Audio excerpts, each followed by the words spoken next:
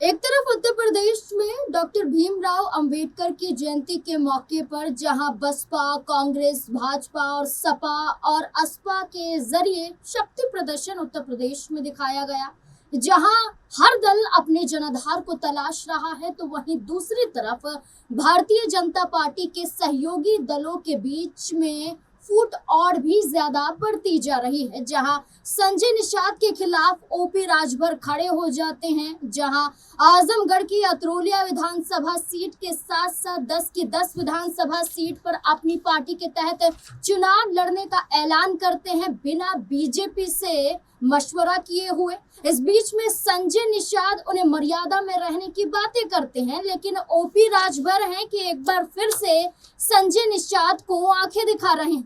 क्या संजय निषाद पर निशाना है और भारतीय जनता पार्टी को आंखें दिखाना है?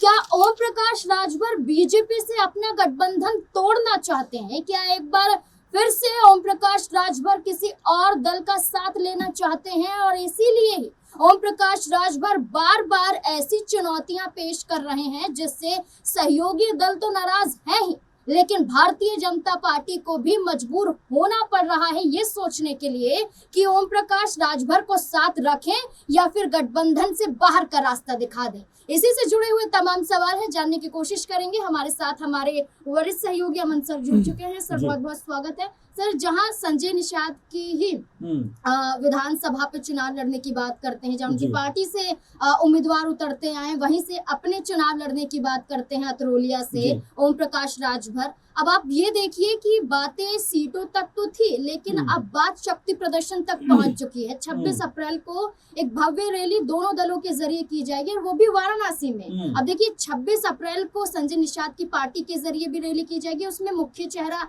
संजय निषाद ही रहने वाले हैं। ओम प्रकाश राजभर भी जो 19 अप्रैल को करने वाले थे वो भी 26 अप्रैल को करेंगे और मुख्य वाराणसी को माना जा रहा है और साफ तौर पर यह कहा जा रहा है कि ओपी राजभर भी वहां मौजूद रहेंगे। दोनों दलों का शक्ति प्रदर्शन एक ही जगह पर क्या दर्शाता है? बीजेपी में मुश्किलें बढ़ रही हैं। देखिए बिल्कुल नाज़मीन, क्योंकि उत्तर प्रदेश में जो कह सकते हैं कि जो राजनीतिक बिसात है चुनाव को देखते हुए वो अब यहाँ से ऐसा लगता है कि बनना शुरू हो गई या उसके ऊपर कोई मंथन जो है वो चलता हुआ दिखाई पड़ता है। लेकिन उससे पहले जिस तरह से हम एनडीए कुनबे को देखते हैं, क्योंकि उत्तर प्रदेश समेत बिहार की बात करें तो तमाम दल जो हैं वो बीजेपी के साथ में नजर आते हैं। भले ही छोटा कह सकते हैं उनका स्तर हो या बड़े स्तर के दल हो, लेकिन बहुत सारे दल जो हैं वो बीजेपी के साथ नजर आते हैं उत्तर प्रदेश और बिहार के अंदर। अब बिहार में आप देख रहे हैं कि तमाम जो उनका कुनबा है वो मिलजुल कर एक मुख्यमंत्री तय कर देता है, लेकिन उत्तर प्रदेश में वो बिखराव नजर आता है, जहां पर चाहे आप अपना दल की बात करें वो भी खामोश दिखाई पड़ते हैं। कई मामले ऐसे रहे जहां पर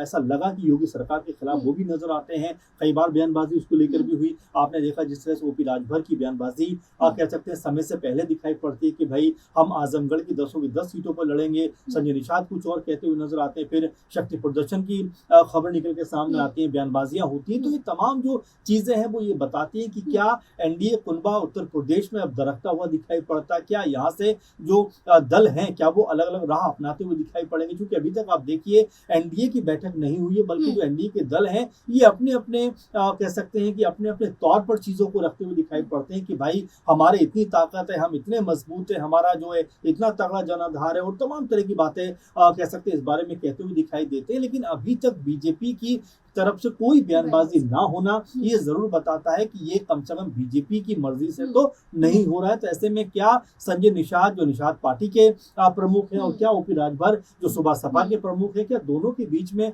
यहाँ से अब तकरार बढ़ती हुई दिखाई पड़ेगी? क्या आने वाले वक्त में जब राजनीतिक सरगर्मियां चरम सीमा पर पहुंचती हुई दिखाई पड़ेंगी, क्या तब भी इनके यही तेवर बने रहेंगे? तो अगर ये तेवर बने रहते हैं तो आप ये मानकर चलिए कि मुश्किलें बढ़ने वाली है। नंबर एक बात की, जिस तरह चिराग पासवान कह रहे हैं कि भाई मुझे अब उत्तर प्रदेश में भी जाना, चुनाव लड़ना है। उसके बाद फिर मुकेश सहनी भी कहते हैं कि भाई हमें ना सिर्फ उत्तर प्रदेश में चुनाव लड़ना है, बल्कि जो हमारा क्या समुदाय है जिस तरह से वो अपने आप को हाशिए पर पाता है। और एक जगह तो हमने देखा भी जब जो संजय निषाद है वो रोते हुए दिखाई पड़ते हैं कि भाई हमारे समुदाय का वैसा विकास नहीं हो पा रहा जैसा होना चाहिए। उसके ऊपर फिर ये कटाक्ष किया जाता है कि भाई 4-5 साल से अब लगातार सरकार के अंदर हो, 10 साल से बीजेपी बीजेपी की सरकार उत्तर प्रदेश में, तो आखिर आपने किया क्या है? तो आप ये मानकर चलिए कि आने वाले दिनों में जो मुश्किलें हैं बीजेपी की और तमाम जो उनके सहयोगी दल हैं, उनकी मुश्किलें आने वाले दिनों में बढ़ती हुई दिखाई पड़ेंगी। और अगर आपस में तकरार बढ़ता रहा तो मेरे ख्याल में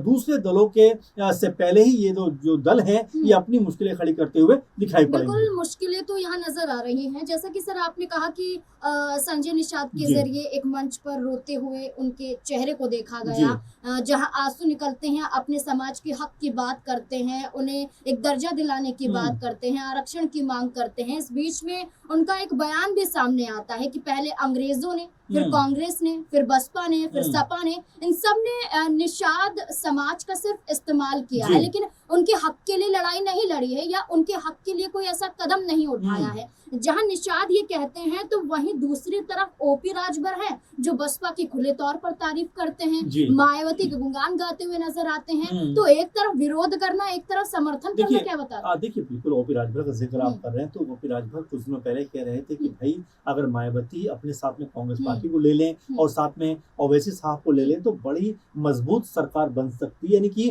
किसी और दल की जरूरत भी नहीं पड़ेगी। तो ये ओपी राजभर कह रहे हैं जो बीजेपी के सहयोगी दल है, तो आप समझ सकते हैं कि आपस में तकरार का लेवल है वो किस स्तर पे पहुंच चुका है। और जो संजय निषाद आप जो जिक्र कर रहे हैं कि जिस तरह से उनको रोते हुए देखा गया, देखिए अगर आप 4 साल से एक मजबूत पद पर बैठे हुए हैं, आप मंत्री हैं और फिर भी आप ये बात कह रहे हैं कि भाई कांग्रेस ने लूटा, सपा ने लूटा, बसपा ने लूटा, तो आखिर बीजेपी का नाम गिनवाना आप क्यों भूल जाते हैं? 10 साल से लगातार उत्तर प्रदेश में बीजेपी की सरकार है, आप भी मंत्री उसी सरकार में हो, आपने क्या कोई निषाद समुदाय के लिए किया? आपको ये भी बताना चाहिए। और ये नाज़मीन कहा जाता है कि पूर्वांचल में खासकर कि लगभग 100 से 150 सीटों के बीच में निषाद समुदाय का प्रभाव दिखाई पड़ता है। और जिस तरह की बातें यहाँ पर आकर कह सकते हैं मुकेश सहनी ने कही है, उन्होंने ये तक कहा है कि समुदाय जो उनका समुदाय है, मल्ला समुदाय, उनके लिए आरक्षण की व्यवस्था होनी चाहिए थी। और इन तमाम वायदों के साथ में लोगों ने संजय निषाद को जिताया भी था, लेकिन अगर आप 4-5 साल को देखें तो कभी भी इस बारे में चर्चा होती हुई दिखाई नहीं पड़ी। तो ये तमाम सारे सवाल हैं जो आने वाले दिनों में उठेंगे, लेकिन उससे पहले ही ओपी राजभर, संजय निषाद जिस तरह से आपस में भिड़ते हुए दिखाई पड़ रहे हैं, उससे ऐसा लगता है कि तकरार का जो सिलसिला है आने वाले दिनों में चरम सीमा पर पहुंचता हुआ दिखाई पड़ सकता है। अच्छा सर, जहां संजय निषाद का बयान, तो वहीं राजभर की पार्टी से भी एक बड़ा बयान सामने आ रहा है। एक तरफ तो बीजेपी के साथ हैं या नहीं ये स्पष्ट खुद राजभर नहीं कर पा रहे हैं, क्योंकि उनके बयान साफ तौर पर नजर आते हैं। लोकसभा चुनाव की बात करें, उपचुनाव की बात करें, बिहार चुनाव की बात करें, दिल्ली चुनाव की बात करें, हर चुनाव में उनके तेवर यही रहे हैं कि हमें सीटें दीजिए वरना हम उत्तर प्रदेश में इसका बदला लेंगे। तो बदले की भावना राजभर समाज में ना होकर बल्कि ओपी राजभर में दिखाई दे रही है। और इनकी पार्टी की तरफ से बयान आता है कि हम जैसी पार्टियां अगर शक्ति प्रदर्शन नहीं दिखाएंगी तो ये बड़ी पार्टियां इन पार्टियों को खा जाएंगी, यानी कि उन्हें बढ़ने ही नहीं देंगी आगे। तो ये बड़ी पार्टियों का जिक्र, क्या इशारा भाजपा की तरफ इनकी पार्टी के जरिए किया जा रहा है कि अगर राजभर ऐसा नहीं करेंगे तो